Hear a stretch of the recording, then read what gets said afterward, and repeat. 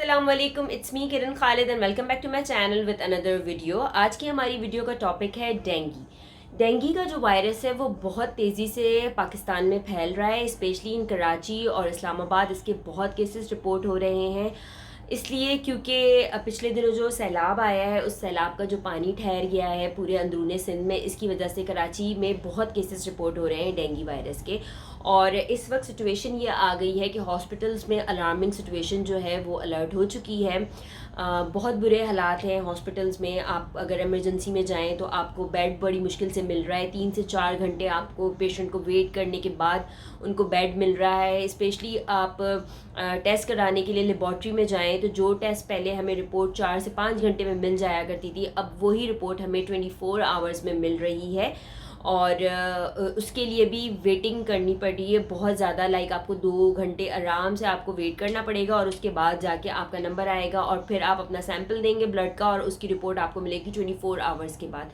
तो बंदा पहले ही डेंगी की वजह से इतना डिहाइड्रेट हो जाता है और बॉडी में बिल्कुल भी जान नहीं रहती है, वीकनेस हो जाती है और फिर उसी सिचुएशन में आपको लैब में जाके वेट करना पड़े तो कितना मुश्किल दे मरहला है ये। तो आज की हमारी वीडियो में कुछ बातें मुझे पता है ऐसी जिससे हम ख़ुद को डेंगी से बचा सकते हैं। वैसे तो हर चीज़ अल्लाह के हाथ में है, डेंगी का अटैक हम पर आना होगा तो वो आकर ही रहेगा, बट हम खुद से थोड़ी सी कोशिश कर सकते हैं कि किस तरीके से हम खुद को और अपनी फैमिली को इस वायरस से प्रोटेक्ट कर सकें।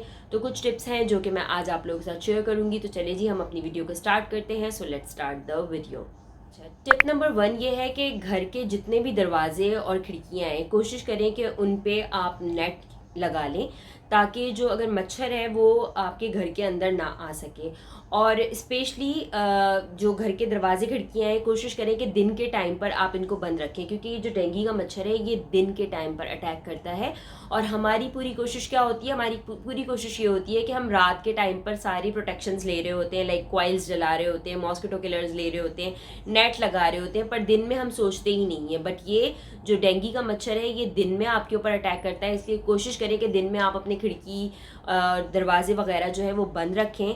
और अगर आप अफोर्ड कर सकते हैं तो आप लोग कोशिश करें कि आप एसी में बैठें। लाइट के यूनिट भी इतने महंगे हो चुके हैं तो हर बंदा भी अफोर्ड नहीं कर सकता, तो जो अफोर्ड कर सकते हैं तो वो कोशिश करें कि वो एसी वाले रूम में बैठें। नंबर 2 है वो ये है कि जितना हो सके कपड़े जो हैं वो आप फुल पहने, लाइक फुल स्लीव्स पहने।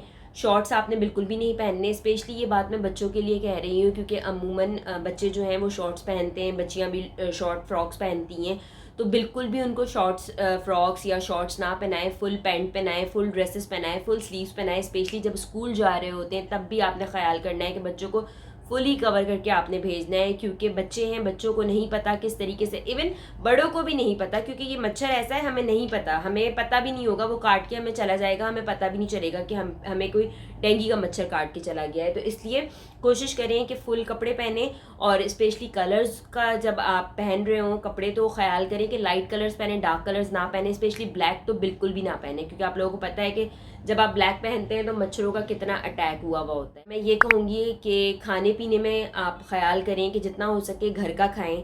स्पेशली बाहर का ये जो जंक फूड वगैरह ये ना खाएं। बच्चों को जब स्कूल भेज रहे हैं तो बच्चों को कैंटीन के लिए आप पैसे ना दें, आप उनको घर से ही लंच दें ताकि वो घर का ही लंच लेकर जाएं, क्योंकि डेंगी का मच्छर है ये साफ़ पानी पे आता है। तो आपने पानी जो है ना वो जमा करके नहीं रखना है। तो लाइक जैसे कि हमने घर पे पेट पाले हुए होते हैं तो उनके लिए हम पानी रख रहे होते हैं, तो वो पानी कोशिश करें कि आप उसको पानी को ज़्यादा देर तक ना रखें, उसको आप चेंज कर लें। फ्लावर पॉट्स होते हैं उसके अंदर हम पानी डाल रहे होते हैं तो उसका पानी आप चेंज कर लें। मतलब पानी कहीं पे भी आपने ठहरा के नहीं रखना है। अभी पिछले दिनों बारिश हुई है तो बहुत से लोग ऐसे हैं जिनकी छतों पे पानी जमा हुआ होगा और उन्हें ये होगा कि हम तो छत पे जाते ही नहीं है तो हम क्यों इतनी मेहनत करें जाके उतारें। स्पेशली फ्लैट्स में ये होता है ना। तो कोशिश करें कि वो जो आपका पानी वहाँ पे ऊपर जम गया है आप उसको वहाँ से रिमूव कर दें, ताकि ये जो मच्छर जो जमा हो रहे हैं ये पानी के ऊपर ही जमा हो रहे हैं। तो इन चीज़ों का ख्याल रखें। इसके अलावा लोगों के घरों में गार्डन होते हैं तो उन गार्डन में उन्होंने टायर रखे हुए होते हैं, टायर के अंदर प्लांट्स वगैरह लगाए हुए होते हैं तो उसके अंदर भी पानी होता है, तो उसमें भी पानी जो है वो जमा करके ना रखें। इन सब चीज़ों का ख्याल करें ताकि आप ख़ुद को डेंगू से बचा सकें। इसके अलावा घर की सफाई का बहुत ज़्यादा ख्याल रखें। जैसे हमने कोविड में अपने घर की सफाइयों का बहुत ख्याल रखा था, इसी तरीके से डेंगू के टाइम पे भी आप अपने घर का ख्याल रखें। मैं कहती हूँ जब आप अपने घर को बिल्कुल नीट एंड क्लीन रखेंगे ना, ट्रस्ट मी, आपको मच्छर वगैरह कोई भी ऐसी शिकायत नहीं होगी। जब बंद होगा घर तो आपको बिल्कुल भी ऐसा नहीं होगा कि कोई मच्छर आ गया, क्योंकि मैं तो यही करती हूँ। मैं तो अपना घर ज़्यादातर बंद ही रखती हूँ। मुझे बहुत से लोग कहते भी हैं कि जी आओ तो गर्मी लगती है, घुटन होती है, बट मेरी कोशिश यही होती है कि मैं बंद रखूँ ताकि मच्छर ना आए, डस्ट ना आए।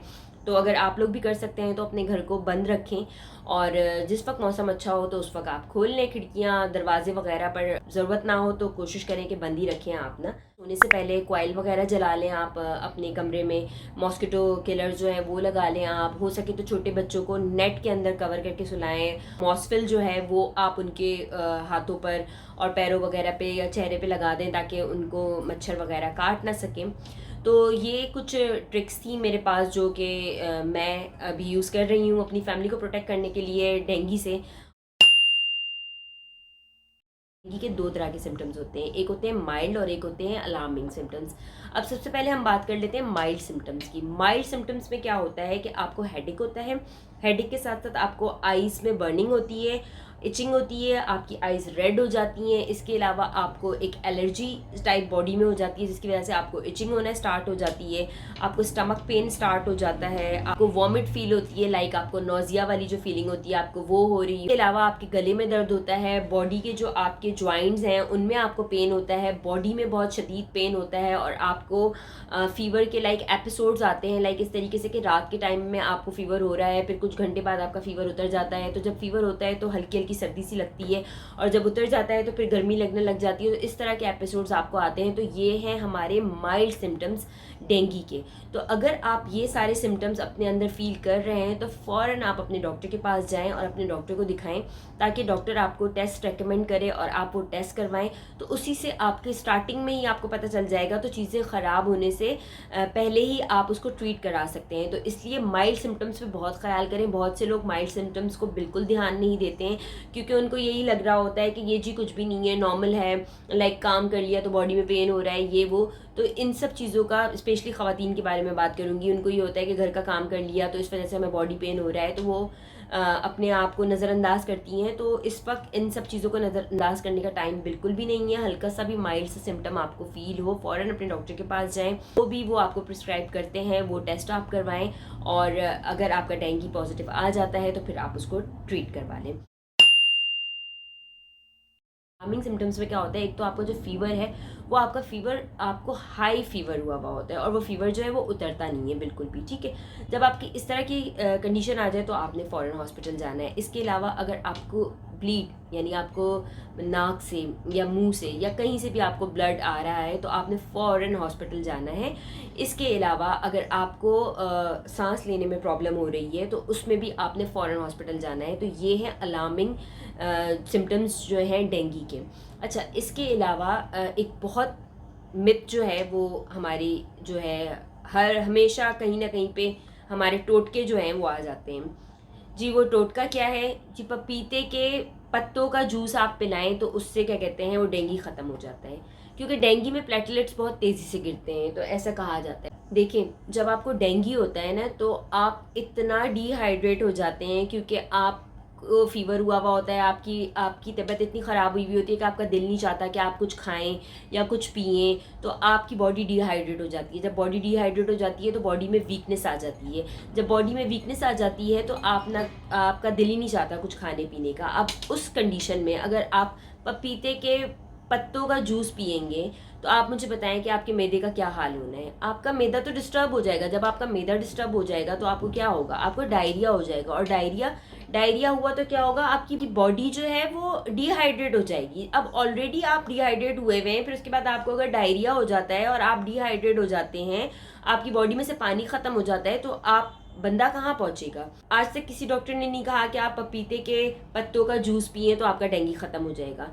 आपने डेंगू में खुद को हाइड्रेट रखना है, बहुत हाइड्रेट रखना है। उसके लिए आप क्या करें, आप CSC 1000 पिएँ, उसके अलावा आप ORS का इंटेक लें, इसके अलावा पानी जितना हो सके आप पानी पिएँ, इसके अलावा फ्रेश जूसेस जितना हो सकता है आप पिए। स्पेशली एप्पल का जूस जो होता है वो बहुत फ़ायदेमंद होता है।